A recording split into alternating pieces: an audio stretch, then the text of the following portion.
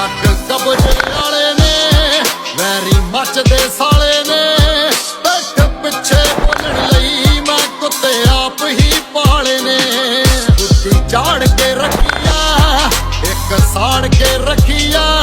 ਹਾਏ ਮੈਂ ਵੱਡੇ ਬਈਆਂ ਦੀ ਤੁਰ ਤੱਕ ਪਾੜ ਕੇ ਰੱਖੀਆ।